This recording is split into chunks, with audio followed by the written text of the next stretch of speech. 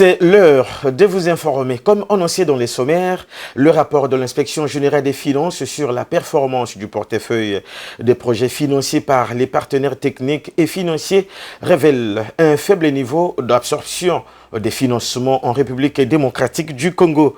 Sur un portefeuille actif évalué à plus de 10,7 milliards de dollars américains, seuls 24,3% des financements engagés ont été décaissés, laissant plus de 8,3 milliards de dollars encore disponibles. Le président de la République, Félix Antoine Tshisekedi, a à cet effet instruit le gouvernement de faire de l'amélioration du taux de décaissement des projets financiers sur ressources extérieures une priorité de l'action gouvernementale. Au cours de la 96e réunion du Conseil de ministres tenue le 14 août dernier, comme nous explique Jocelyne Mouteba.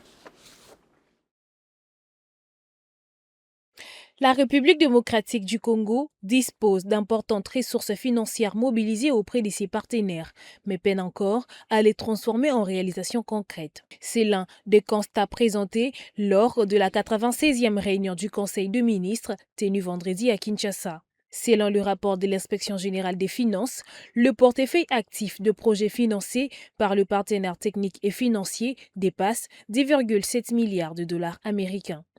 Pourtant, seuls 24,3% des financements engagés ont été décaissés, tandis que plus de 8,3 milliards de dollars restent disponibles. Les gouvernements attribuent notamment cette faible absorption aux lourdeurs procédurales, au retard dans la mobilisation des fonds des contreparties et à l'insuffisance du pilotage de projets.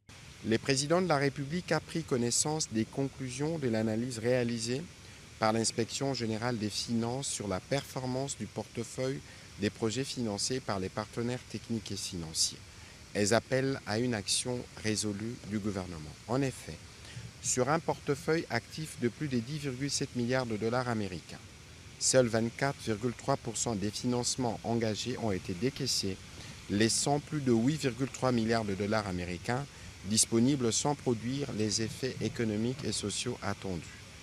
Cette situation traduit une faible capacité à convertir les financements mobilisés en investissements effectifs en raison notamment des lourdeurs procédurales, de retard dans la mobilisation de fonds de contrepartie et d'insuffisance de pilotage.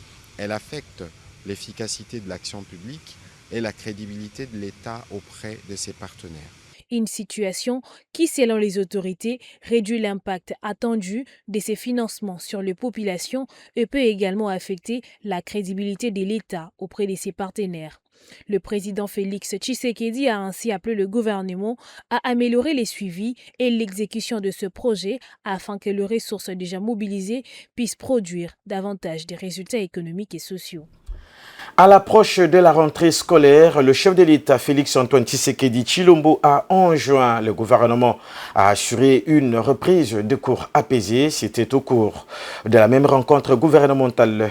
Le premier citoyen a appelé le gouvernement à une mobilisation soutenue afin de garantir à chaque enfant congolais l'exercice effectif de son droit à l'éducation. Grâce Mayo.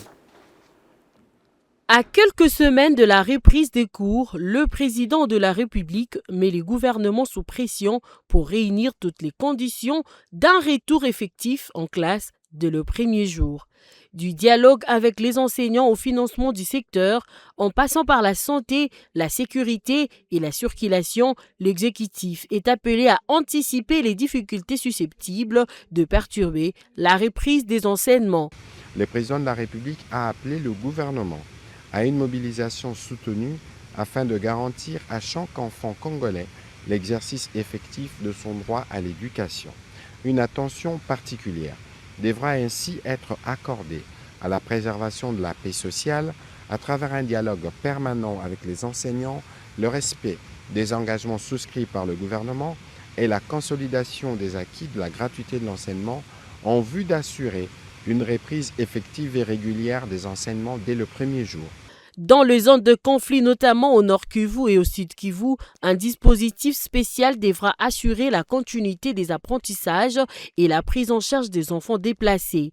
Par ailleurs, le chef de l'État a instruit le ministère du Budget et des Finances à sécuriser l'exécution des engagements de l'État envers le secteur éducatif afin d'éviter toute tension à la rentrée. Sur le plan sanitaire, l'accent a été mis sur l'hygiène, l'assainissement et la surveillance de risques épidémiologiques dans les établissements scolaires. À Kinshasa, un plan spécial de circulation et de sécurisation devra également couvrir les principaux axes, les heures de pointe et les abords des écoles. C'est officiel, la CADECO est consacrée comme opérateur de paie en complément aux banques déjà engagées dans la bancarisation en République démocratique du Congo. Plus de 6 mois après le prémisse d'une collaboration entre le gouvernement et la Caisse générale d'épargne du Congo, la signature d'un accord scelle aujourd'hui cette ambition. L'objectif est de rapprocher la paie des agents publics affectés dans les zones enclavées. D'autres précisions dans ces commentaires signés Jocelyne Mouteba. La réforme de la paie des agents publics franchit une nouvelle étape avec l'intégration officielle de la CADECO comme opérateur de paie. Cette décision intervient après plusieurs mois de discussions entre le gouvernement et cette institution financière publique. L'objectif est de réduire les difficultés rencontrées par les fonctionnaires affectés dans les territoires éloignés, souvent contraints de parcourir de longues distances pour accéder à leur rémunération. Avec son réseau annoncé dans les 25 provinces et 145 territoires, la CADECO entend renforcer la couverture de la paie, particulièrement dans les zones peu desservies par les banques. On a un réseau dense et bien implanté. Il fallait une redynamisation, c'est ce qui est en train de se faire maintenant. Avec la paie des fonctionnaires, on sera à mesure de pouvoir l'assurer parce que nous mobilisons les fonds du Trésor à travers tout le pays. Parce que nous sommes partenaires de la DGI, de la DGRAD, de la DGDA. Donc nous mobilisons pour leur compte des fonds du Trésor à travers tout le coin et recoin du pays. Donc à ce titre, nous serons certainement à mesure de pouvoir assurer la paie des fonctionnaires qui nous seront confiés. Nous sommes très heureux parce que avec ce système tel que nous l'avons connu, redynamisé, et tel que le DG nous a rassuré que les personnes là étaient formées, il y a eu également le renforcement du point de vue matériel pour que la paie se passe mieux. Nous ne pouvons nous qu'applaudir ça. Nous disons nous sommes d'accord. Cette intégration de la CADECO dans le dispositif de paie devrait donc renforcer la couverture territoriale de la bancarisation et faciliter l'accès des agents publics à leur rémunération, quel que soit leur lieu d'affectation. Poursuivons ce journal avec cet élément. 3 structures clés seront bientôt mises en place en République démocratique du Congo pour accélérer la transformation numérique du pays. Il s'agit de l'Autorité nationale de certification électronique, de l'Agence nationale de cybersécurité et du guichet numérique. L'annonce a été faite par le ministre de l'économie du numérique, Augustin Kibasa Maliba, à l'occasion de la signature du protocole d'accord entre son ministère et Equity BCDC pour la promotion du secteur du numérique. La suite en images et commentaires. La transformation numérique de la RDC entre dans une nouvelle phase avec l'annonce de la mise en place prochaine de 3 structures clés. Il s'agit de l'Autorité nationale des certifications électroniques, l'ANC, de l'Agence nationale des cybersécurités, l'ANSI, et du guichet numérique. L'ANC doit contribuer à instaurer un climat de confiance autour des transactions et des documents électroniques. L'ANSI aura pour mission de renforcer la protection des systèmes et des infrastructures numériques face aux menaces cybernétiques. Quant au guichet numérique, il devrait permettre de faciliter l'accès des citoyens et des entreprises aux différents services publics à travers une plateforme numérique intégrée. On comprend bien que le numérique ici est relativement jeune, mais nous n'avons pas l'intention de prendre du temps avant de rattraper les autres. C'est ce qui explique aujourd'hui que nous sommes en train de mettre en place les organes qui permettraient de consolider le numérique. L'Autorité nationale de certification électronique bientôt sera mise en place. L'Agence nationale de cybersécurité a déjà eu l'ordonnance, loi du président de la République. Le guichet numérique est déjà passé au Conseil des ministres, donc attend d'être sanctionné par un décret de son Excellence Madame la Première ministre. Nous sommes en train de mettre tout ça en place pour justement consolider et booster le numérique dans notre pays. Ces 3 structures s'inscrivent dans la stratégie du gouvernement visant à faire du numérique un levier de modernisation de l'administration, de développement économique et d'amélioration des services publics. Alors que les ressources extérieures financent 80% du budget du ministère de l'Agriculture, le secteur peine encore à s'ériger comme une alternative probante de la diversification économique du pays. Autrement dit, des millions de dollars américains sont chaque année dépensés dans des projets sans impact réel. Pour cause, entre autres, la faiblesse de rédaction de ces projets agricoles et les limites de l'approche utilisée qui s'avère trop souvent inefficace. C'est le diagnostic posé par le ministre de l'Agriculture, Moïndo Nzangi, lors de la 3e journée de l'atelier de redevabilité des projets et programmes du secteur agricole qui a vécu le 14 août dernier. On l'écoute dans cet extrait sélectionné par Igor Biwaka. Le budget du ministère de l'Agriculture, il est financé à 80% par les ressources extérieures. En fait, qu'est-ce que ça veut dire? Lorsqu'on fait le budget de l'agriculture, on regarde les portefeuilles agricoles financés par les partenaires extérieurs. Et c'est ça qui vient gonfler notre budget de l'agriculture. En d'autres termes, si les projets que vous exécutez ne sont pas performants sur le terrain, le ministère de l'Agriculture a des problèmes à réaliser ses objectifs. Ce qu'on observe sur le terrain, dans tous les projets que nous avons ici, tout le monde a un volet semences.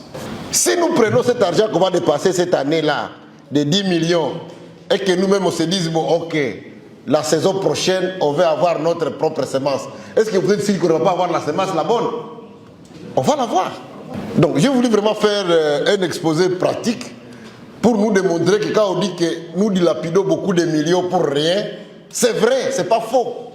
La vérité c'est que nous avons beaucoup d'argent dans les projets, mais par des faiblesses de rédaction du projet et par l'approche, puisque c'est ça aussi que le chef de l'État a souligné dans son mot, nous sommes restés parmi les seuls pays au monde à garder encore l'approche projet. Je l'ai annoncé dans les sommaires, l'Auditorium Business Center de la concession Silicon Village à Kinshasa a servi de cadre vendredi 14 août 2026 pour un atelier d'échange sur l'importance de l'entrepreneuriat en République démocratique du Congo, organisé par l'établissement Halal Service et parrainé par la Chambre de commerce et industrie. Ces assises avaient pour but d'outiller les entrepreneurs congolais autour des enjeux du secteur. Un événement qui s'est déroulé en présence de la secrétaire générale du ministère de PME, Rukia Ramazani Zadi. Témoin de l'événement, André Ikoma et Jomanana. Le minerai qui brille et le sous-sol. C'était un rendez-vous d'affaires qui a réuni autorités publiques, institutions des microfinances, entrepreneurs et dirigeants d'entreprises autour du thème « Importance de l'entrepreneuriat en RDC ».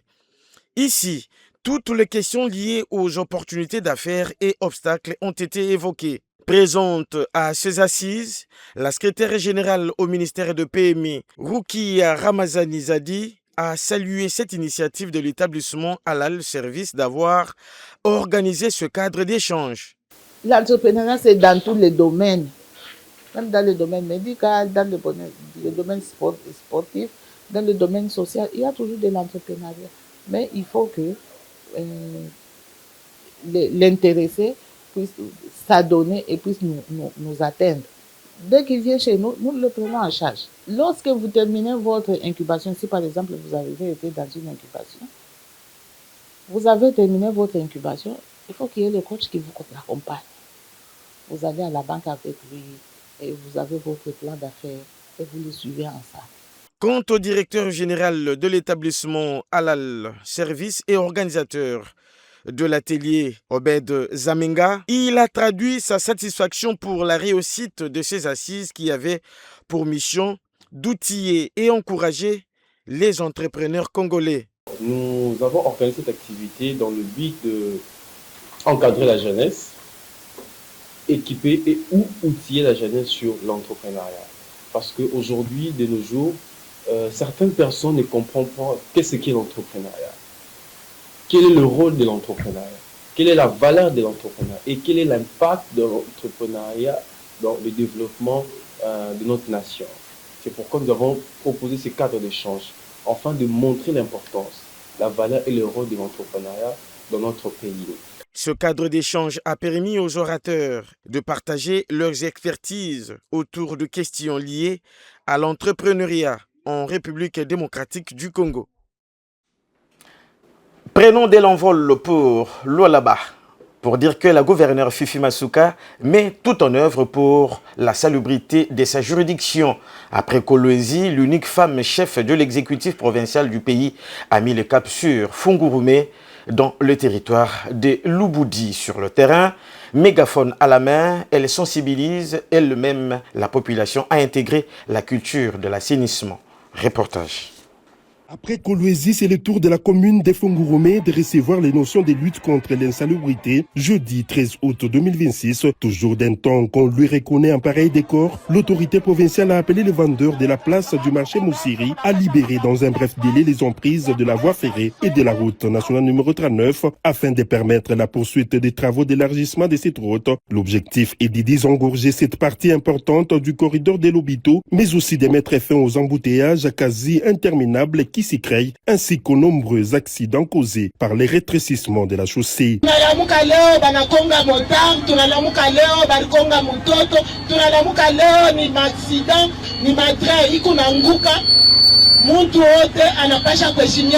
Plus question de laisser ces marchés des fortunes et casseux, a martelé l'autorité provinciale, instruisant également la bourgmestre de Fungurume, Aline Makano Chilombo, ainsi que les commissaires provinciaux de la police, de procéder dans les meilleurs délais à la délocalisation de tous les vendeurs afin de libérer les emprises de ces deux importants corridors.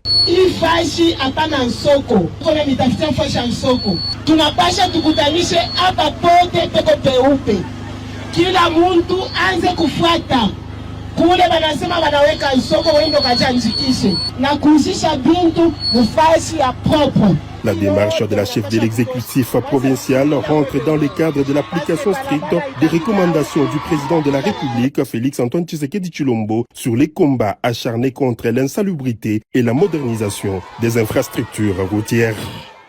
Toujours à Fungurume, la gouverneure du Lualaba Fifi Masuka Saini a procédé le 13 août dernier à la distribution des fournitures scolaires aux enfants en âge de scolarité. À cette occasion, l'autorité provinciale a sensibilisé les enfants bénéficiaires sur l'importance des études, les encourageant également à s'investir pleinement dans leur éducation. Le même jour, Fifi Masuka Saini a aussi échangé avec les femmes issues des différentes confessions religieuses. Elle les a appelées à jouer pleinement leur rôle dans l'éducation des enfants pour garantir leur avenir. Suivez. Poursuivant son périple dans la commune rurale de Fungurume, Fifi Masuka Saini a mené un certain nombre d'activités le mercredi 12 août 2026. Parmi celles-ci, la dotation d'un lot important de fournitures scolaires aux élèves en prévision de la rentrée scolaire 2026-2027. En face de la maison communale, comme partout où elle est passée, Fifi Masuka Saini a motivé les enfants et les sensibilisé à rêver grand sur le banc de l'école pour un avenir meilleur. Tous les enfants doivent aller où? Il faut aller où? Sané suivit la prise des directions pour Kasolondo à l'église méthodiste unie où cette fois-ci, elle a échangé avec les femmes religieuses pour enfin chuter à l'église Alliance chrétienne internationale où elle a rencontré les femmes des églises pentecôtistes et des réveils ainsi que celles musulmanes. Partout, les messages de Marie-Thérèse Masuka Saini ont suivi les mêmes enchaînements de la sensibilisation à la scolarisation et à l'assainissement en passant par l'appel à la prise de conscience patriotique afin de barrer la route aux fauteurs des troubles.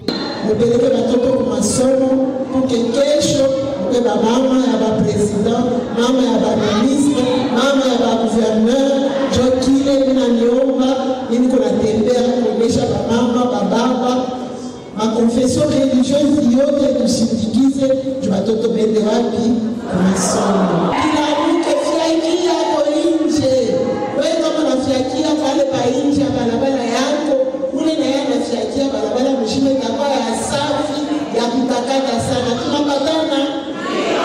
C'était aussi le moment pour elle d'inviter les femmes à soutenir l'élan de développement en cours dans cette municipalité pour préserver les acquis dans les infrastructures inaugurées. Toutes émerveillées, les bénéficiaires n'ont pas manqué des mots pour louer les actes posés par la fidèle disciple du chef de l'État, Félix Antoine Tshisekedi Tshilombo.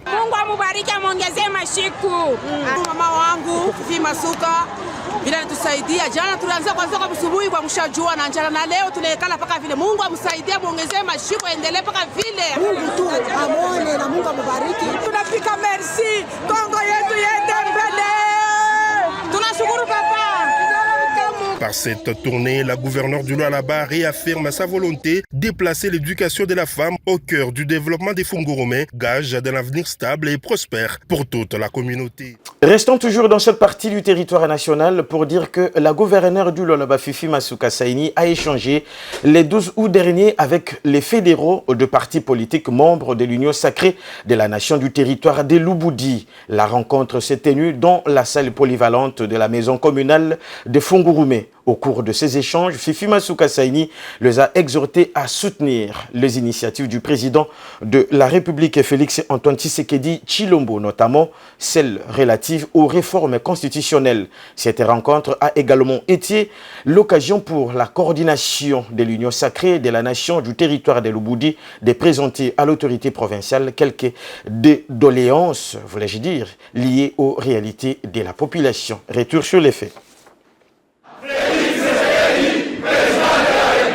Dans la poursuite de son itinérance à Fungurumé, territoire de Lubudi, la gouverneure du Lualaba a échangé tard dans la nuit du mercredi 12 août 2026 avec les animateurs des formations politiques de l'Union sacrée. La rencontre s'est tenue dans la salle polyvalente nouvellement construite et inaugurée de la maison communale. Au cœur des échanges, le fonctionnement de cette famille politique chère au président de la République, Félix Antoine Tshisekedi Tshilombo, et les perspectives d'avenir. Tour à tour, les représentants de l'UDPS, AFDC, FIDEC et UNAFEC et d'autres partis ont présenté leurs doléances à la première citoyenne. Parmi les préoccupations majeures, la sécurité des jeunes, y dénoncent les incursions des jeunes dans les installations des entreprises minières et l'usage considéré par eux excessif de la force par les éléments de sécurité.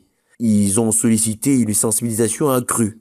Ils demandent l'implication de la gouverneure Masuka pour que leurs membres occupent les nouveaux bureaux construits et accèdent à l'emploi. La mutation de Fungurumé en ville, à l'unanimité, ils ont plaidé pour ces statuts au regard de l'expansion démographique et des infrastructures. Répondant à leurs préoccupations, Fifi Masuka Saini a annoncé la disponibilité des zones d'exploitation artisanale ZEA, une décision prise par le chef de l'État lui-même qui a remis les documents afin que les fils et filles du Lualaba exploitent désormais en toute sécurité. Le président de l'État a ordre, na ministre, à signer ma ZEA pour toute la République. Pour tout à l'heure, ma commission, il a tout pour séparer des gens qui ont concession minière, ma concession, il y a kufanya gravier, il y a kuzisha ma moellon. À ce moment-là, ça me permet de voir comment vous assistez et comment vous dispatchez sur les zones d'exploitation que nous avons aujourd'hui. Ne négligez pas le côté agricole. Moi, ma partie est tout politique, il y a une union sacrée. Moi, c'est pour sensibiliser. Les peine d'agriculture, pour nous l'été, c'est la peine d'agriculture. Elle a également appelé les membres de l'Union sacrée de la nation à faire davantage confiance au chef de l'État et à soutenir la réforme constitutionnelle en cours pour le bien-être de tous les Congolais. Comme à l'accoutumée, la gouverneure Masuka a offert des pagnes à ses hôtes. À Fungurumé, Fifi Masuka Saini a resserré les rangs de l'Union sacrée de la nation et réaffirmé sa résolution de continuer avec la mise en œuvre de la vision du chef de l'État, à savoir sécurité, emploi et développement, surtout à partir de la base.